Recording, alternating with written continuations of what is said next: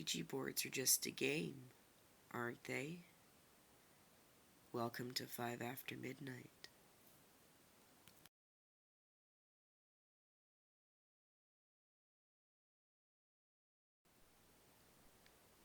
Number 1.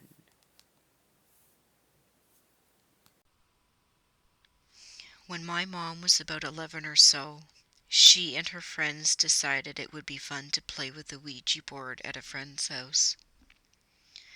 They asked it various questions and got some responses. My mom, for whatever reason, asked it if she would die young. It shifted to yes.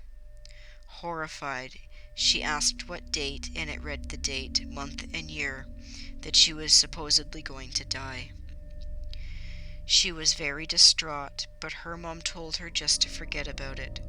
Her friends were probably playing a cruel joke on her. Years passed, and eventually her mind blocked it out. Then one day, she and her family went out to get ice cream. And before coming back, she had an argument with her little brother on who would sit behind Dad in the driver's side. Eventually, she gave up and let her brother have it. That night, on the way home, they got into a major car accident with a drunk driver, and everyone on the driver's side of the car was killed. At the funeral, she looked at the date on the gravestones and realized with horror that if she had won the argument with her brother, she would have died and the Ouija board would have been right about the day. Number 2. I was probably about 17 years old at the time that this happened, and I don't remember all the details, but I do remember enough of the story to get chills every time I tell it.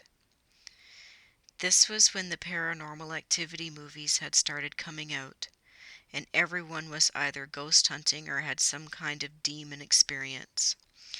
Well, I didn't, and I wasn't really one who believed in that kind of stuff anyway. Well, we decided it would be a great idea to get a Ouija board. In retrospect, it wasn't that great of an idea. And play with it. No one else wanted to play with it at their house, so I decided, hey, we could go play with it in my room. What's the worst that can happen, right? Wrong. Being the stupid teenagers we were, we looked up what we should and shouldn't do, the best way to get something to talk to us, and just overall tips and whatnot. So we went to the store, got some candles, which was stupid because it was a glow-in-the-dark board, which also should have been a dead giveaway that we were just being stupid, and lit them and decided to set it up in my bedroom. No one except for me and one other person were willing to actually use the thing, so we turned off all the lights, set up the candles, placed the board on our knees so we were touching, and we could both comfortably touch the center of the creepy demon talker in the middle. We started asking it questions like, where are you from? Who are you? Is anyone even there? You know, just the typical demon hunting questions. And it was giving the typical gonna kill you demon type answers.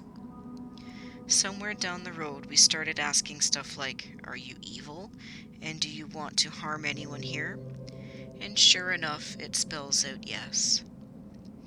Okay, so I'm kind of spooked out here, but I figure it's just the other person moving the demon hell portal opener to freak me out since we were playing in my bedroom. So I looked up and saw the same exact look on her face that I had on mine.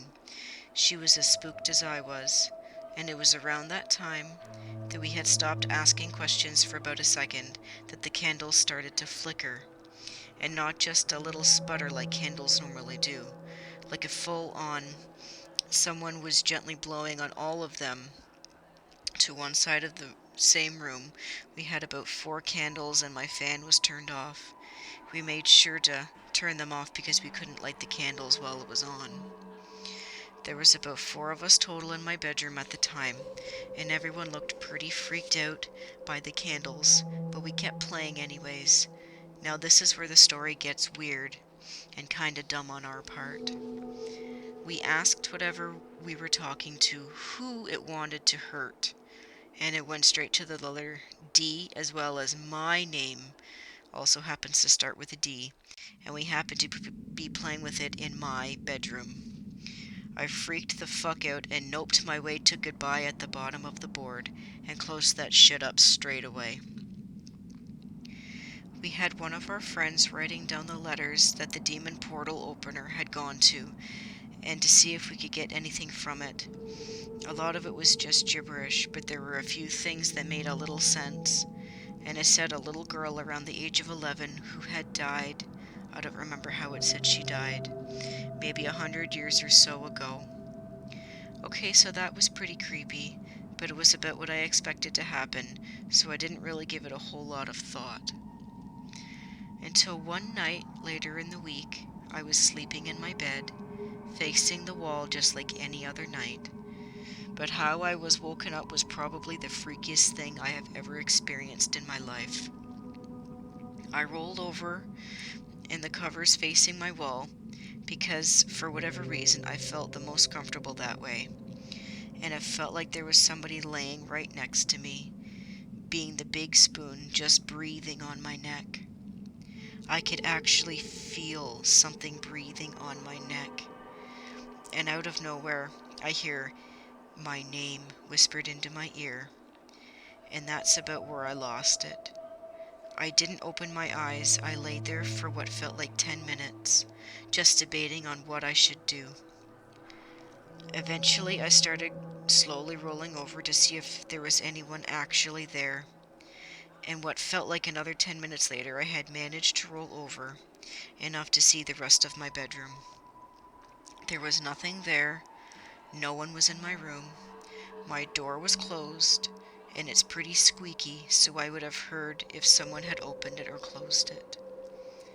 I was just laying there by myself, creeped the fuck out. I don't know how I managed to get back to sleep after that, but since then nothing has happened, and I have not touched another Ouija board after that. I don't ever plan to either. Number 3. Many years ago, I dated a witch. I was a skeptic, but I was willing to try and understand someone else's beliefs. She had a friend who had lent us poor college kids her empty apartment for the weekend. After dinner, we decided to play with the Ouija board. It was interesting. I don't really remember the details, and nothing really happened. Following that, we decided to take a drive up and get more beer together. We exited the apartment and get into my car, which we discover is covered. Every inch from the roof to the tires is covered in ants, just swarming with ants, at night under a bright moon and a distant street light. I have always attributed this to coincidence, but damned if I can explain it. We ended up having to take her car. The ants were gone the next morning and there was no trace of them.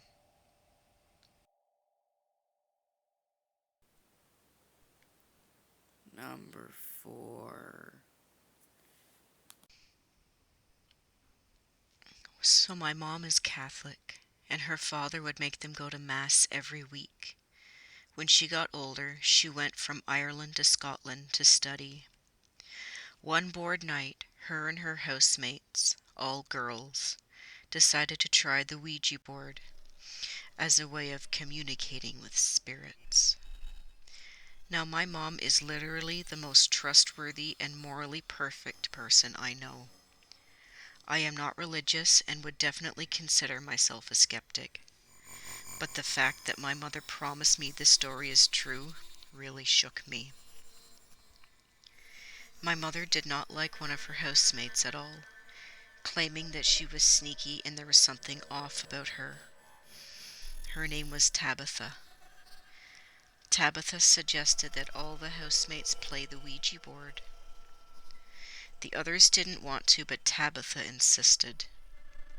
They had a glass that everyone put their fingers on, and the idea is that spirits would spell out words with the glass in response to questions. So Tabitha does some weird ritual shit on her own for a bit, and then they start asking questions, such as, if there are any lost spirits, would you make yourselves known? They went on to talk to 3 or 4 people who had either been murdered or committed suicide in the area, and one man who had hanged himself in their very house over 100 years before. Eventually shit got weird. My mom had one hand in her pocket the entire time, clutching her rosary beads as hard as she could. The glass spelled out, "Tell Mary to go to bed." Mary's my mom. They ignored and played on a bit, but after a while it spelled out, "Tell Mary to go to bed now or she will regret it." It was now that Tabitha started staring strangely at my mother and said, "Mary, you should go to bed right away." My mom was freaked out and went to bed, not wanting any more to do with it, and she held her rosary beads all night. I laughed at the time when she told me this, but she was very serious telling me. It's not easy to convince me, but after many questions, I believed her 100%. This story convinced me not to use the Ouija board, although I may try sometime just to see for myself.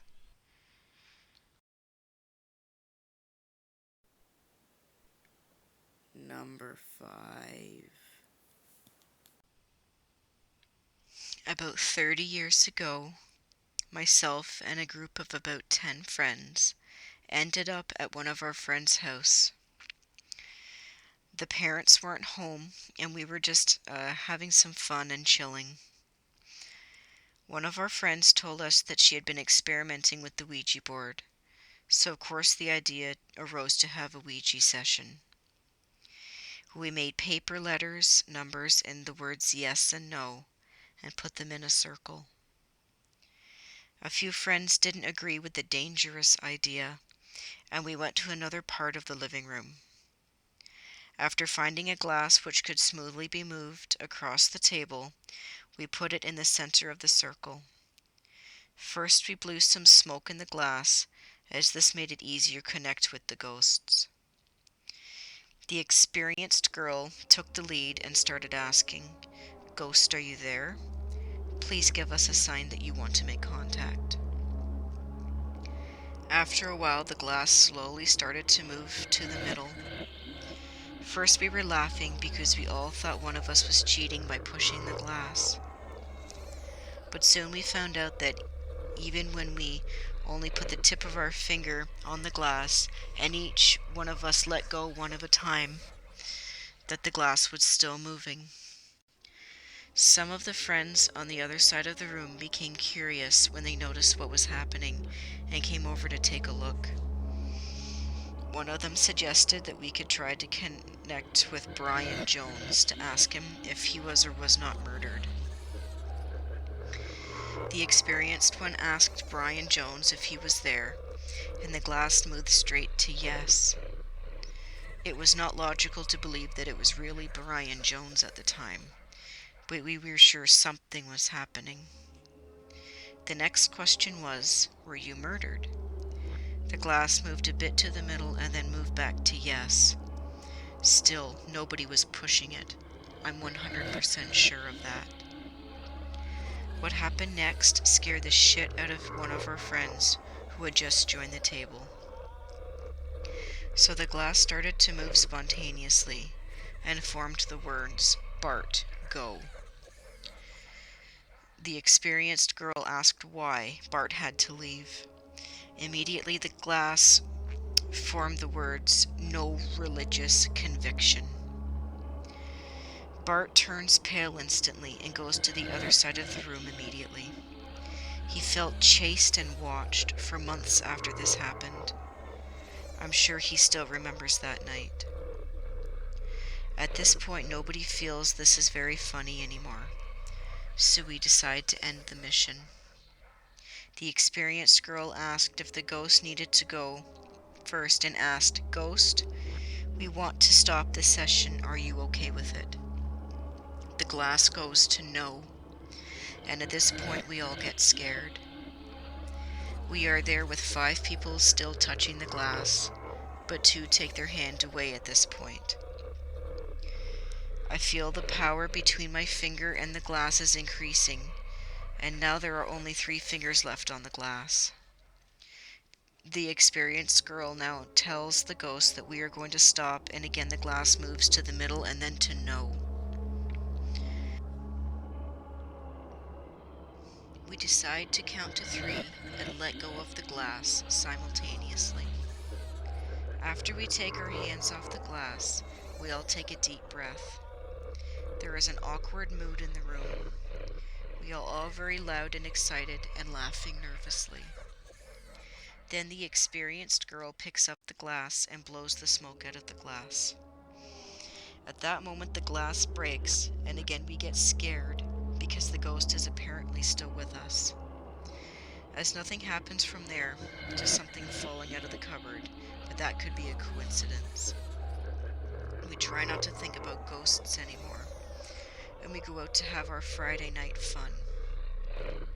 Everyone was coping with what happened on his own way, and it seemed like we had made an agreement not to talk about what happened for the rest of the night.